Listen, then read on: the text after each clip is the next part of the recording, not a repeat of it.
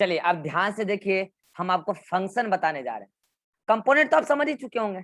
मैं बच्चों एक बात आपको और बताऊं, जो ये आप देख रहे हैं ये पूरा पोर्शन क्या है, ये वाला जो पोर्शन आपको दिख रहा है, ये पूरा पोर्शन और इधर ये पूरा पोर्शन आपको अलग अलग दिख रहा होगा। ठीक है, ऐसा ही सेम पोर्शन आपको इधर भी दिख रहा होगा, यहाँ पे दिख रहा है सिंगल एकदम, और ऐसा सेम पोर्शन आपको इधर दिख रहा होगा इस कलर का, ये ऐसा।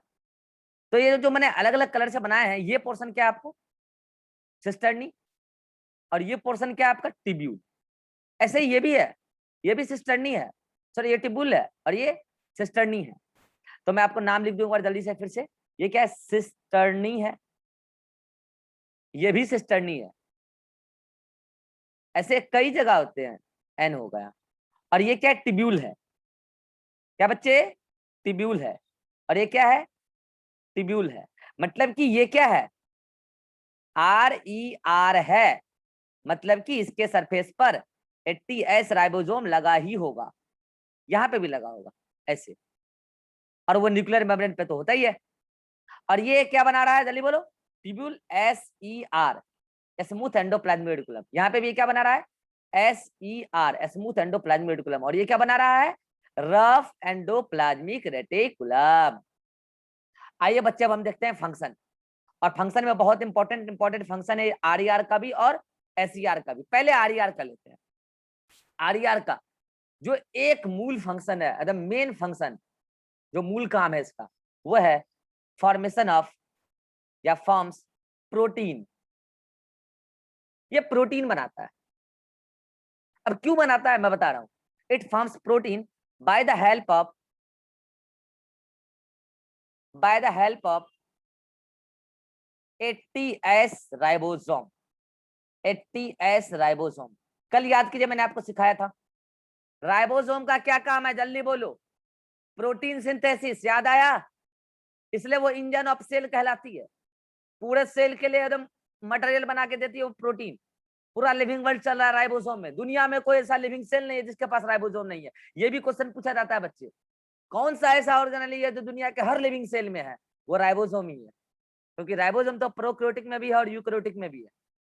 वो दुनिया के हर सेल के अंदर अगर लिविंग सेल है तो इंजन है यार, उसके बिना होबे नहीं करेगा काम। तो ये हो गया RER, इसका मेन काम यही है प्रोटीन बनाना।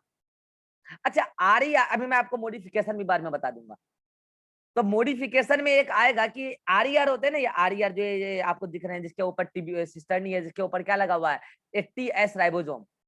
आप जब न्यूरॉन्स पढ़ेंगे नर्वस सिस्टम में, तो ये न्यूरॉन का ऐसा स्ट्रक्चर होता है, ठीक है, ऐसा बचपन में भी पढ़ेंगे आप 10th स्टैंडर्ड में। ऐसा न्यूरॉन का ऐसा स्ट्रक्चर होता है, याद आया।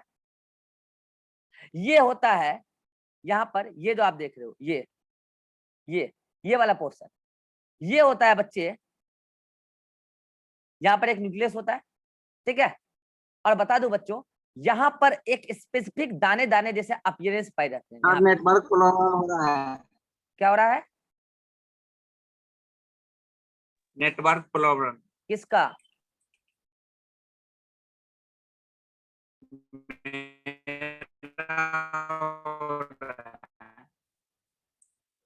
ठीक है हम आपसे, आप ठीक हो गया। ठीक है सुनिए। तो ये जो दाने दाने जैसे दिख रहे हैं, पता है क्या है मैं बताऊं बच्चों। ये जो उसके अंदर दाने दाने हैं, उसको पहली बार देखा था निसिल साइंटिस्ट ने। ये क्या है न्यूरॉन है, ध्यान से सुनिए। ये क्या है न्यूरॉन है, ये पूरा स्ट्रक्चर क्या है न्यूरॉन है। और उसके अंदर जो ये आपको पीला पीला दाना दिख रहा है, ये पहली बार देखा था निसिल्स NISSILS निसिल्स साइंटिस्ट ने। इसीलिए इस दाने को नाम पड़ गया निसिल्स ग्रेन्यूल्स। क्या नाम पड़ा निसिल्स ग्रेन्यूल्स। कहाँ है ये, न्यूरॉन के अंदर जो प्लाज्मा है उसमें। बाद में पता चला अरे वो तो RER है।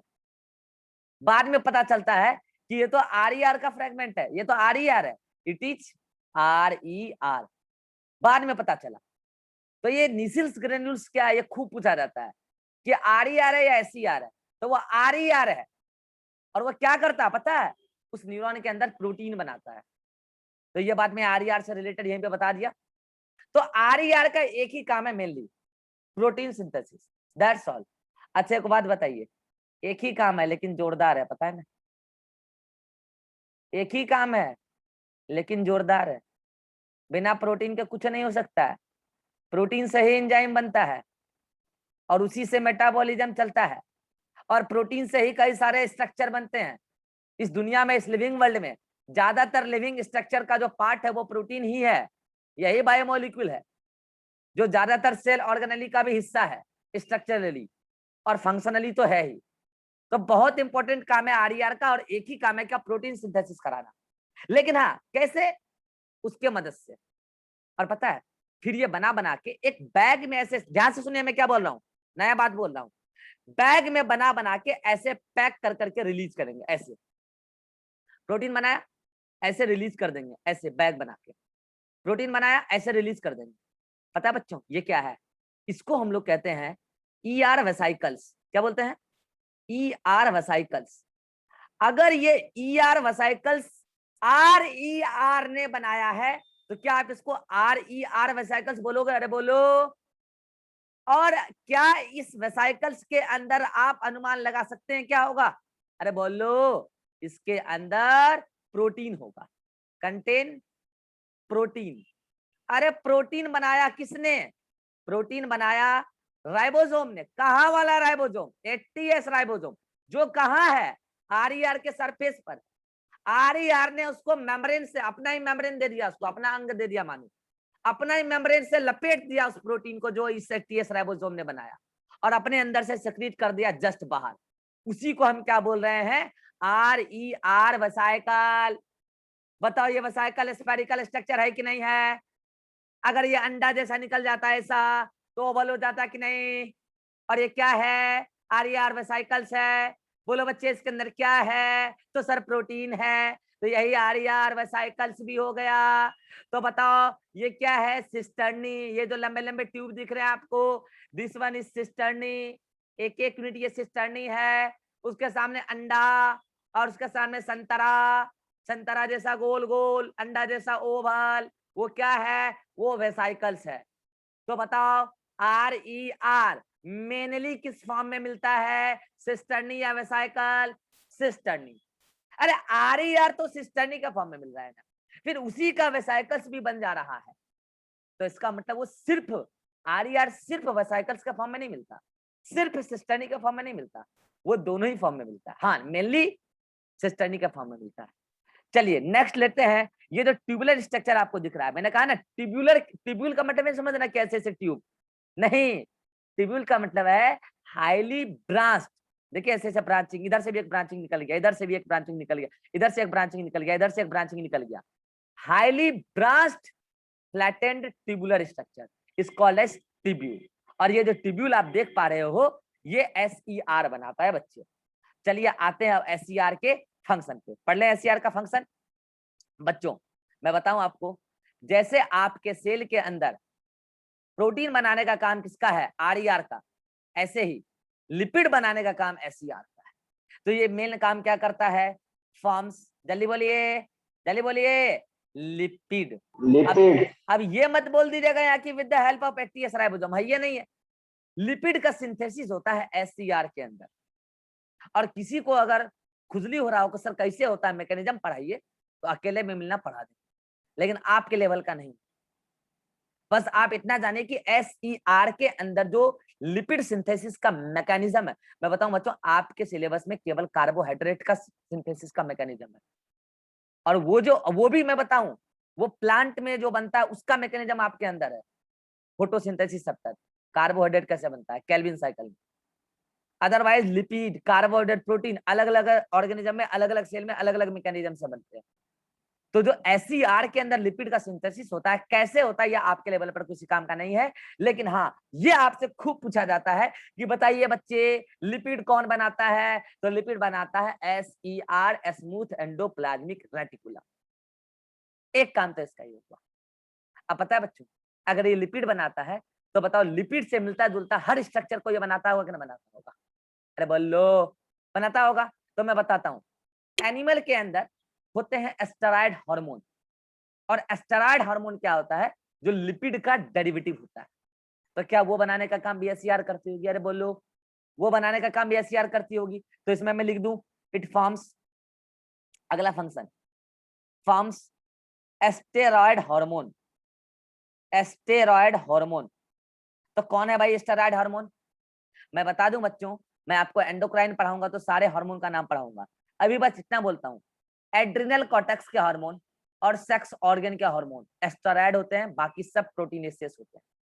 फिर से बोल रहा हूँ, एड्रिनल कॉर्टेक्स के हार्मोन यानी कि adrenal cortex hormone, adrenal cortex hormone और सेक्स हार्मोन, चाहे वो हो टेस्टोस्टेरॉन मेल का सेक्स ऑर्गन का हार्मोन टेस्टोस्टेरॉन, या फिर फीमेल का हो एस्ट्रोजन, ये सारे क्या होते हैं स्टेरॉयड नेचर के होते हैं सेक्स हार्मोन। और ये बनाने का काम कौन करती है? SER, सेल के अंदर कौन सा पार्ट? SER ये काम करती है। तो ये तो क्या हो गया कि स्टेरॉयड हार्मोन। क्या प्लांट में भी कोई स्टेरॉयड हार्मोन मिलता है? कोई बच्चा बताना चाहेगा? अरे बोलो। मिलता है, नाम है उसका फाइटो हार्मोन। फाइटो हार्मोन मैं बता दूं बच्चों, जो प्लांट के अंदर फाइटो हार्मोन्स होता है, आपको मैं पढ़ाऊंगा प्लांट ग्रोथ एंड डेवलपमेंट, वो सब लिपिड नेचर के होते हैं। हाँ उसमें और भी कई चीजें होती है, ऐसा नहीं है कि केवल उसमें ये होता है, लेकिन फाइटो हार्मोन्स बनाने का काम SER के अंदर होता है, प्लांट के सेल के अंदर। तो फाइटो हार्मोन बनाने का काम किया। अच्छा एक बात बताओ, आपको मैंने सेल मेम्ब्रेन पढ़ाया है, क्या वहां पे फॉस्फोलिपिड था? अरे बोल लो, फॉस्फोलिपिड, वो भी क्या है? लिपिड है। Yes sir. तो क्या वो फॉस्फोलिपिड या SER बना रही होगी? Forms phospho phospholipid. क्या उसी सेल मेम्ब्रेन में स्टेरॉल था? जल्दी बोलो। एस्टेरॉल की कैटेगरी अलग अलग, जहां भी एस्टेरॉल है, चाहे वो फाइटोस्टेरॉल हो, चाहे वो कोलेस्टेरॉल हो एनिमल के अंदर, चाहे वो अर्गस्टेरॉल हो, वो कौन बना रही होगी? वो बना रही होगी SER। हाँ बस ये है, प्रोकैरियोट्स के अंदर जब SER होती ही नहीं है तो वहां पे एस्टेरॉल जैसा कोई कंपाउंड होता है जिसका नाम होपेनॉइड है, लेकिन एस्टेरॉल वहां नहीं होता है। तो मैं बता दूं, इट फॉर्म्स फॉस्फोलिपिड एंड एस्टेरॉल। ये सब बात सेल मेम्ब्रेन में आ चुकी है। फॉस्फोलिपिड और एस्टेरॉल लिपिड होते हैं, लिपिड के ही टाइप होते हैं। कौन बनाएगा? तो SER। अरे मेन काम याद रखो ना, लाल वाली जो है ये लिपिड बनाता है। एस्टेरॉयड हार्मोन लिपिड नेचर का होता है, फाइटो हार्मोन वो भी लिपिड नेचर का होता है। फॉस्फोलिपिड एस्टेरॉल लिपिड ही है, लिपिड का ही टाइप है। ये सब बनाने का काम इसका है, SER का है। अरे बोलो समझ में आया? तक हाथ खड़ा करो जल्दी से। अब मैं बता रहा हूं बच्चों, जैसे मैंने RER का मॉडिफिकेशन में एक बात बताया ना कि निसिल्स ग्रेन्यूल्स RER के ही दाने दाने जैसे होते हैं न्यूरॉन्स के अंदर। मैं बताऊं बच्चों, जो आपको मैं एनिमल फिजियोलॉजी पढ़ाऊंगा एनिमल साइंस में, तो वहां पे मैं आपको बताऊंगा मसल्स, और मसल्स में बताऊंगा कि SER मॉडिफाई हो जाती है। और पता है बच्चों, SER मॉडिफाई होके एक स्ट्रक्चर बनाती है जिसका नाम है सार्कोप्लाज्मिक रेटिकुलम। क्या नाम है बच्चे? जल्दी बोलिए। Sarcoplasmic reticulum. ये SER का मॉडिफिकेशन बता रहा हूं मैं, सार्कोप्लाज्मिक रेटिकुलम। रेटिकुलम। अब बताओ बच्चों, ये सार्कोप्लाज्मिक रेटिकुलम को हम लोग एल ट्यूब्यूल भी कहते हैं।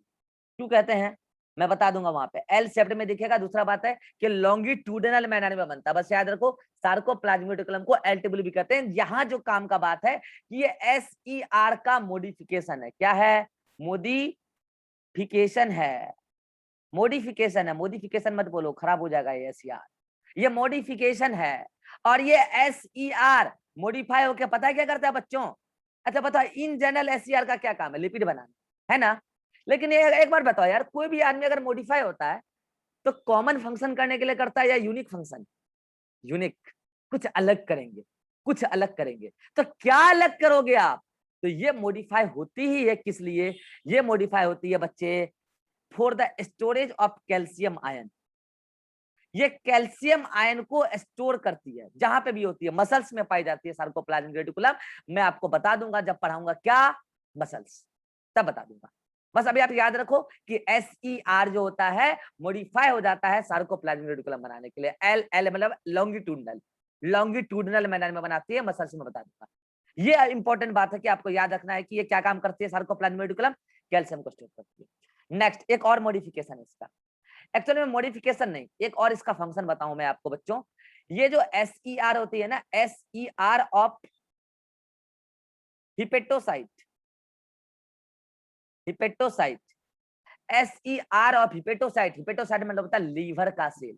ये लीवर के सेल जो हिपेटोसाइट है ये बनाते हैं फॉर्म्स एक P sorry cytochrome P450, cytochrome P450। अब ये क्या मैं बता दूं, ये साइटोक्रोम P450 एक प्रकार का प्रोटीन हार्मोन है, मतलब प्रोटीन का बना हुआ। अब बोलोगे सर प्रोटीन बनाना तो उसका काम होता है RER का, तो ये क्या कर रहा है मैं बताऊं बच्चों, ये क्या करता है RER से बना हुआ कुछ प्रोटीन ले लेता है, उसको मॉडिफाई करके SER अपने अंदर ये साइटोक्रोम P450 को अपने अंदर रखता है। कहाँ है? SER के अंदर है। और पता है ये क्या करता है, ये ना टॉक्सिक चीज को नॉन टॉक्सिक में कन्वर्ट करता है। क्या करता है ये जल्दी बोलो, ये converts toxic substance into non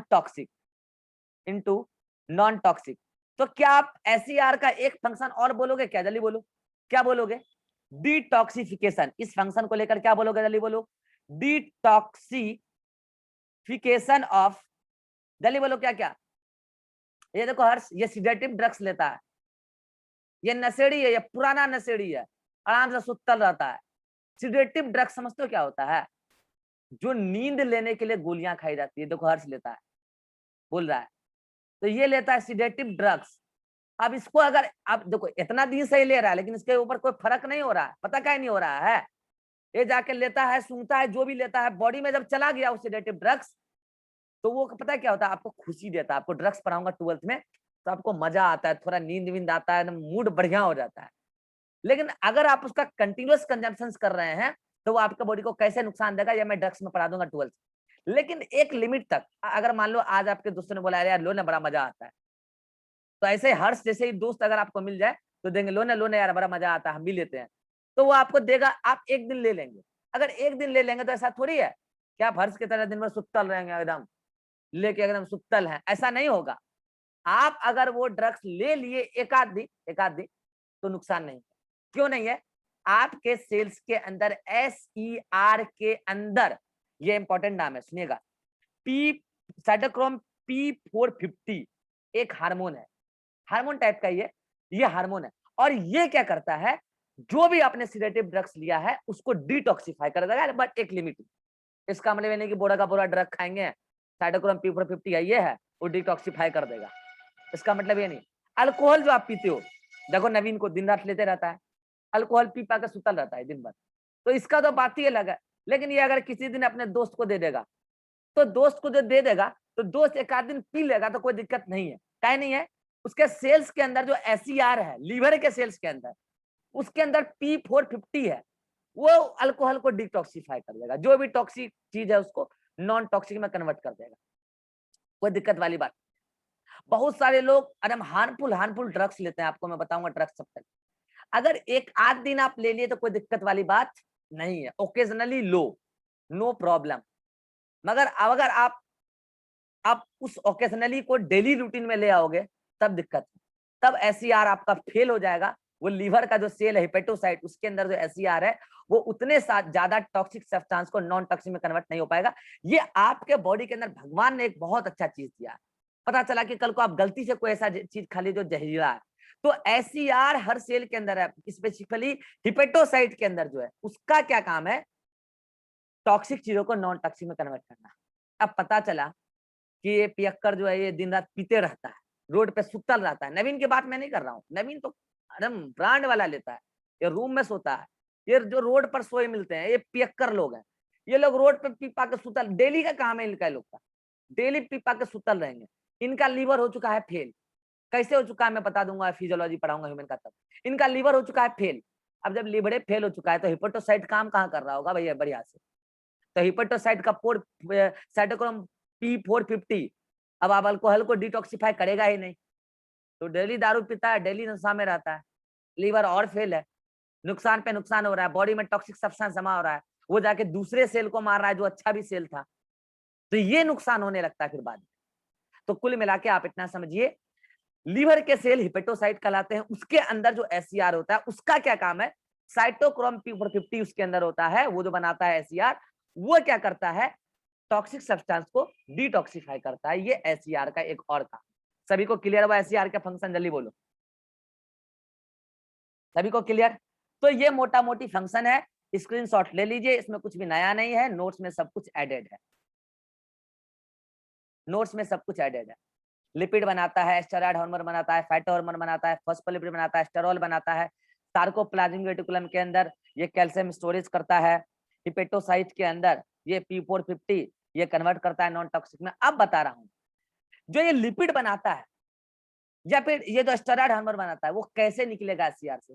in the same way, यहां से बैग निकलेगा, बैग, ये देख रहे हो, ये क्या है, SER वेसाइकल। क्या है ये? SER vesicle. और ये SER वेसाइकल क्या कंटेन करता है? जल्दी बोलो, कंटेन्स लिपिड। तो ये लिपिड कंटेन करता है। तो ये काम है किसका? SER का। ये बात नोट्स में डायग्राम में एडेड नहीं है, ऐड कर लेना। अब लो स्क्रीनशॉट, अब लो स्क्रीनशॉट। अब एक बहुत इंपॉर्टेंट फंक्शन बता रहा हूं SER का। मैंने आपको कहा प्रोटीन बनाने का काम RER का है, लिपिड बनाने का काम SER का है। SER का एक और काम है, नेक्स्ट स्लाइड पे लेता हूं, और वो काम है SER का कार्बोहाइड्रेट मेटाबॉलिज्म। क्या काम है? हाँ, क्या काम है? Carbohydrate metabolism. क्या होता है कार्बोहाइड्रेट मेटाबॉलिज्म? सुनिएगा, अभी मैंने आपको हेपेटोसाइट बताया था ना, लीवर का सेल, उसके अंदर तो एक काम SCR का आपने देख ही लिया, एक और काम, ये लीवर का सेल है। क्या ये? लीवर का सेल है, हिपेटोसाइट है। लीवर पढ़ाऊंगा तो और अच्छे से बताऊंगा उस टाइम। हिपेटोसाइट है, ठीक है। होता क्या है, हिपेटोसाइट के अंदर ग्लाइकोजन स्टोर्ड होता है। ये क्या है? ग्लाइकोजन। इतना बता दूं, ग्लाइकोजन जो है एनिमल का स्टोर्ड फूड है, जो लीवर के सेल्स के अंदर मेनली स्टोर होता है, मसल्स में भी होता है। तो एक ग्लाइकोजन स्टोर्ड फॉर्म में होता है। अगर ग्लाइकोजन को तोड़ा जाए तो ये ग्लाइकोजन पहले टूटती है ग्लूकोज, ग्लूकोज 1,6 फॉस्फेट में, फिर ये टूटती है ग्लूकोज 6 फॉस्फेट में, और फिर ये कन्वर्ट होती है किसमें? ग्लूकोज, ग्लूकोज, ग्लूकोज में। मतलब ये इससे भी फॉस्फेट हटा लिया जाएगा तो ग्लूकोज में।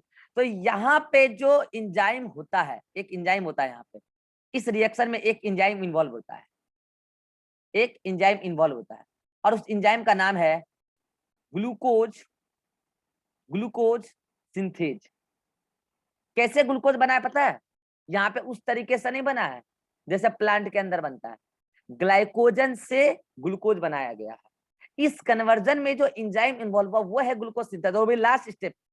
और मैं बता दूं बच्चों, ये जो एंजाइम है ग्लूकोज सिंथेज, ये एंजाइम कहाँ होता है? Present in SER of hepatocyte, hepatocyte.